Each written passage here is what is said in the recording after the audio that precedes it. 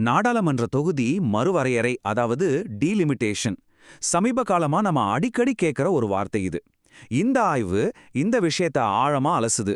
இதனால தமிழ்நாடு மாதிரியான தென் மாநிலங்களுக்கு என்ன மாதிரியான பாதிப்புகள் வரலான்னு விரிவாக பார்க்கலாம் வாங்க. இந்த முழு பிரச்சனையும் நாம 5 முக்கிய பகுதிகளா பிரிச்சு பார்க்க போறோம். முதல்ல இதுனா என்னன்னு ஆரம்பிச்சு இதுல இருக்கிற சிக்கல்கள் என்ன, இதோட விளைவுகள் என்னவா இருக்குன்னு படிப்படியா புரிஞ்சுக்கலாம். சரி, முதல்ல இருந்தே ஆரம்பிக்கலாம். இந்த தொகுதி மறுவரையறை இல்லனா டிலிமிட்டேஷன்ங்கிற வார்த்தைக்கு என்ன அர்த்தம், அதோட அடிப்படை என்னன்னு தெளிவா பார்த்திடலாம்.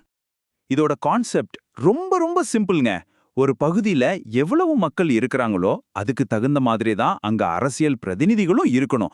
அப்போதான் எல்லாருக்கும் சமமான பிரதிநிதித்துவம் கிடைக்கும். இதுதானே நியாயம். அடுத்ததா, இந்த தொகுதி மறுவரையறை ஏன் இத்தனை வருஷமா நடக்காம இருந்துச்சு, அதோட வரலாற்று பின்னணி என்னன்னு கொஞ்சம் பார்க்கலாம். இப்போ இந்த டைம்லைனை பாருங்களேன். இதுல ரொம்பவே ஆச்சரியமான ஒரு விஷயம் இருக்கு. 1971ல கடைசியா மக்கள் தொகை கணக்கெடுப்பு வச்சு தொகுதி எல்லைகளை மாத்துனதோட சரி. அதுக்கப்புறம், அதாவது கிட்டத்தட்ட 50 வருஷமா இந்தியா முழுக்க தொகுதி எல்லைகளை மக்கள் தொகைக்கு ஏத்த மாதிரி மாத்தவே இல்ல. ஏன் அப்படி செஞ்சாங்க? அதுக்கு காரணம் இந்த மக்கள் தொகை வளர்ச்சி தான். தென் மாநிலங்கள் குடும்ப கட்டுப்பாட்டு கொள்கைகளை ரொம்ப தீவிரமா செயல்படுத்தினாங்க. ஆனா வட மாநிலங்கள்ல மக்கள் தொகை பெருக்கம் ரொம்ப அதிகமா இருந்துச்சு. இதனால தென் மாநிலங்களோட அரசியல் பிரதிநிதித்துவம் குறைஞ்சிடக்கூடாதுங்கிறதுக்காக தான் இந்த முடக்கம் செய்யப்பட்டதா இந்த ஆய்வு சொல்லுது. இப்போ நாம தற்போதைய சூழ்நிலைக்கு வருவோம். புதுசா ஒரு முன்மொழிவு வைக்கப்பட்டிருக்கு. இது பார்க்கறதுக்கு ஒரு பெரிய நன்மையா தெரியலாம். இந்த ஆய்வு என்ன சொல்லுதுன்னா, எல்லா மாநிலங்களுக்கும் 50% இடங்களை அதிகரிப்போன்னு வாய்மொழியா ஒரு வாக்குறுதி கொடுக்கப்பட்டிருக்கு. அப்படி பார்த்தா தமிழ்நாட்டுக்கு 40 இடங்கள்லேருந்து 60 இடங்களா உயரும். இது தென்னிந்தியாவுக்கு ஒரு பெரிய முன்னேற்றம் தானே. ஆனா இங்க தான் ஒரு பெரிய சிக்கல் இருக்கு. நாம பார்க்குற இந்த ஆய்வு சொல்றபடி நிஜமான மசோதாவுல சில முக்கியமான விஷயங்கள் ஒழிஞ்சிருக்கு. இந்த ஆய்வு எழுப்புற முக்கியமான கேள்வி இதுதான். கேட்கறதுக்கு நல்லா இருக்கிற இந்த 50% அதிகரிப்புங்கிற வாக்குறுதி சட்டத்துல எழுத்துப்பூர்வமா இருக்கா? இங்கதான் விஷயமே இருக்கு. இந்த 50% வாக்குறுதி மசோதாவுல எங்கேயுமே எழுத்துப்பூர்வமா இல்லையாம்.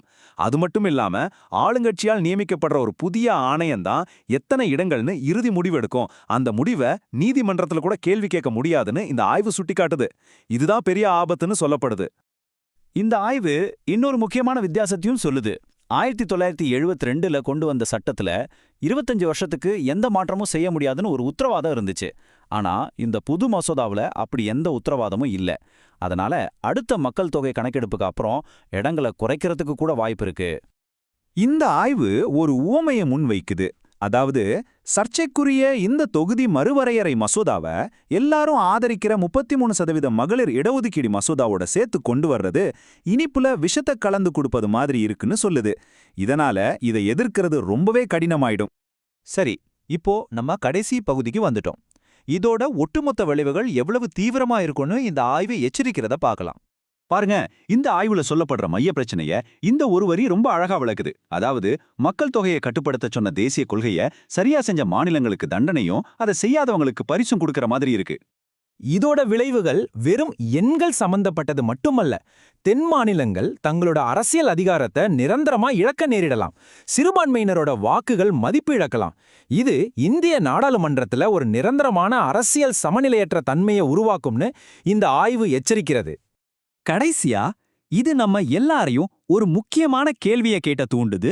ஒரு நாட்டோட அரசியல் பிரதிநிதித்துவம் வெறும் மக்கள் தொகையை மட்டும் அடிப்படையா வச்சு தீர்மானிக்கப்பட்டா அதோட விளைவுகள் என்னவா இருக்கும்? இது எல்லாருக்கும் நியாயமானதா இருக்குமா? இத பத்தி நாம எல்லோரும் கண்டிப்பா யோசிக்க வேண்டியிருக்கு.